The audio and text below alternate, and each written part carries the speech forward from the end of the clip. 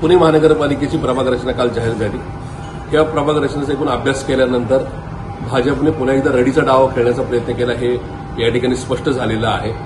आपली एकूणच राज्यातली आणि केंद्रातल्या सत्तेचा पूर्णपणे गैरवापर करण्याचा प्रयत्न याच्यामधून दिसून आलेला आहे। सिटीमध्ये प्रभाग जिथं सातत्याने मागची 20-25 वर्ष जिथं भाजपचे नगरसेवक निवडून येतात तिथं 70,000च्या आसपास प्रभाग 70,000च्या आसपासची लोकसंख्या ठेवणे, तर शहराचे ज्या बाकीच्या आउटस्कर्टचे किंवा उपनगरातले जे प्रभाग आहेत ते 92-95,000च्या लोकसंख्येच्या आसपास जाऊन पोहोचवणे हा एक प्रकारे रडीचा डाव आहे। ज्यांची केंद्रामध्ये राज्यामध्ये 11-12 वर्ष निर्विवाद सत्ता आहे, ज्यांच्याकडे तथाकथित विश्वगुरूचा चेहरा आहे, त्यांना अशा प्रकारे कशा महानगरपालिकेच्या प्रभागाची मोडतोड करून निवडणुकीच्यासाठीची तयारी करावी लागते याच्यातलं एक विदारक चित्र या ठिकाणी समोर आलेलं आहे।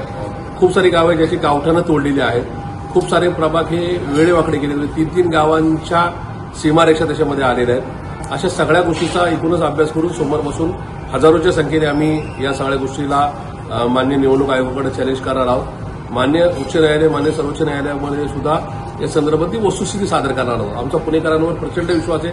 प्रभाग कसे जरी झाले तरी पुणेकरांच्या मनाची खटखट आहे। पुणेकरांना एका भागातून दुसऱ्या भागात जायला लागणारा 1-1 तासाचा अवधी, पाणी टंचाई, पुणे शहर ट्रॅफिकच्या बाबतीत जगभरात झालेलं एकूणच बदनामीचं शहर, अशा प्रकारे भाजपच्या नगरसेवक, आमदार, खासदारांनी जो पुणे शहराचा खेळखंडोबा केलेला आहे, तथाकथित पुण्याचे शिल्पकार देवेंद्र फडणवीसांनी जे पुण्याचं वाटोळं केलेलं आहे, त्या सगळ्या गोष्टी पुणेकर प्रभाग कसे जरी झाले तरी भाजपला धडा शिकवतील याबाबत माझ्या मनात शंका नाही। पण तरीसुद्धा जे चुकलंय ते मान्य सर्वोच्च न्यायालय निवडणूक आयोगाच्या समोर मांडून पुणेकरांना ही वस्तुस्थिती दाखवण्याचा आमचा प्रयत्न आहे।